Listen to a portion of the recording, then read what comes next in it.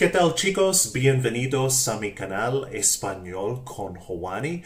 Now, one thing that really made a massive difference to my Spanish conversation in going from that beginner to that intermediate level was learning these particular Spanish phrases or perífrasis verbales. So basically what these are unique grammar structures that have their own unique meanings. Now, if you can implement even just 2 or 3 of these ones we're about to go through, believe me, it's going to make a massive difference to your Spanish conversation. So here are my 6 phrases that really helped elevate my Spanish conversation.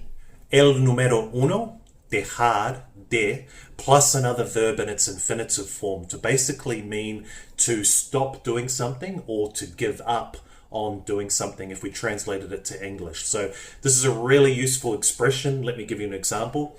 I have to stop eating chocolate. Tengo que dejar de comer chocolate. Tengo que dejar de comer chocolate. So one of my favorite things about this expression is that it's really useful and really handy in combination with tener que, to express having to stop doing something, as you can see in this particular example. Let's try another example, but this time in the past tense. I had to stop drinking beer. Tuve que dejar de beber cerveza. Tuve que dejar de beber cerveza. Again, you can see the same grammar structure, but this time using tener in the past tense. Nice work. I think you're starting to get it, but let's try another example without tener que. So next up, last year I stopped smoking. El año pasado dejé de fumar. El año pasado dejé de fumar.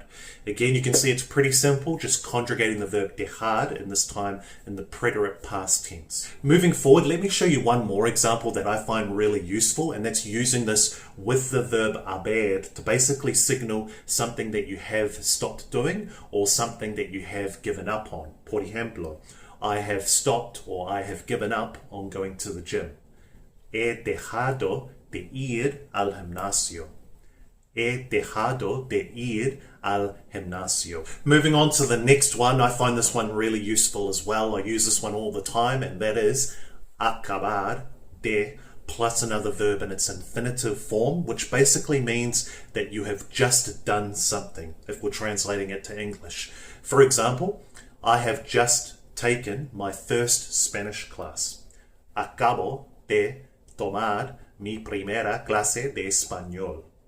Acabo de tomar mi primera clase de español.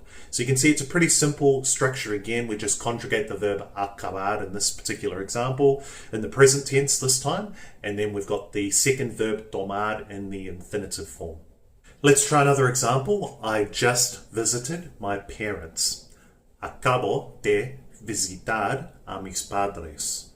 Acabo de visitar a mis padres. So you can see it's pretty self-explanatory, this particular one. Very useful, but very easy to form grammatically. This will make a big difference to your Spanish if you can start using this one.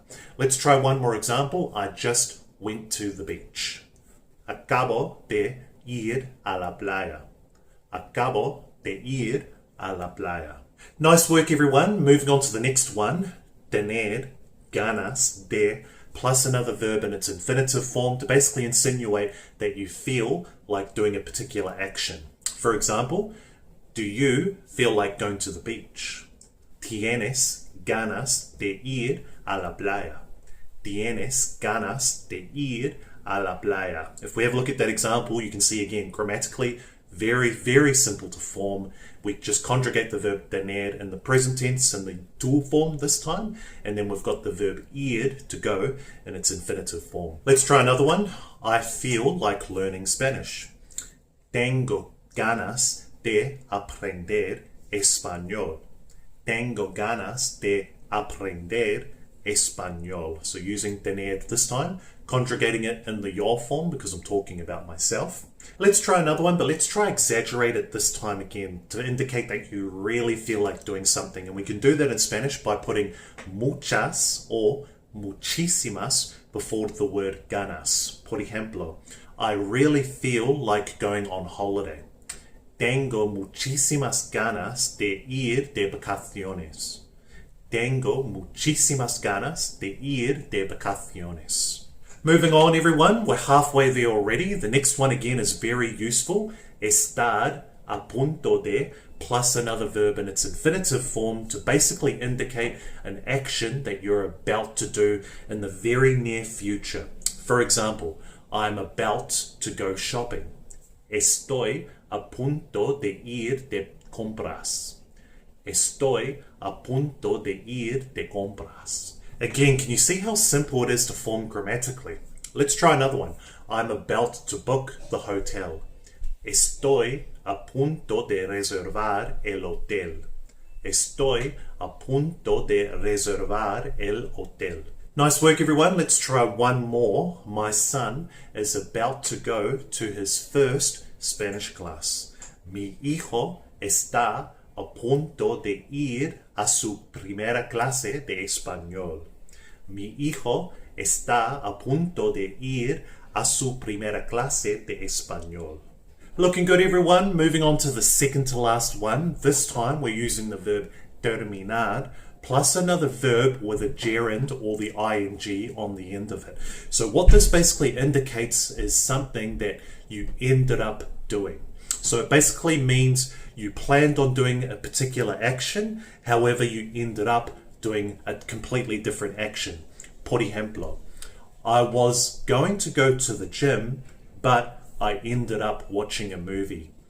Iba a ir al gimnasio, pero terminé viendo una película. Iba a ir al gimnasio, pero terminé viendo una película. Now you can see that this one is a little bit trickier to use because personally I find this expression, as it is in English, more useful if you're using it in the past tense, when you're talking about a past idea that you had but then you ended up doing a different action. So this one you're going to have to get familiar or comfortable with using the past tense. Let's try another one. I wanted to train, but I ended up reading a book. Quería entrenar, pero terminé leyendo un libro. Quería entrenar, pero terminé leyendo un libro. So again, you can see from that particular example, pretty similar to the example we just went through before. Moving on to the last one. This time we're using the verb ir plus another verb with a gerund or adding the ing onto the end of it. And this indicates an action that you're slowly, step by step, working through. So you're slowly progressing through it. For example, I am slowly learning Spanish. Voy aprendiendo español. So voy aprendiendo español. Adding the ing onto the end of the verb aprender. Let's try one more example. I am slowly understanding more in Spanish. Voy entendiendo más en español. Voy entendiendo más en español. So again, it's giving off the idea that you're slowly, or I am slowly, understanding more in Spanish. And with that, that concludes today's session. So I hope you got some value from that. As I always say, the best way to put this into practice is to go out there and start putting this or implementing a few examples into your Spanish conversation. So try it out. As I said, if you can just implement 2 or 3 of these 6 into your Spanish conversations, believe me, it will start to make a difference and you will be able to express yourself a lot more. If you did get any value from this video, I'd really appreciate it if you hit that like button and consider subscribing if you haven't already, and I'll see you in the next one. Hasta pronto.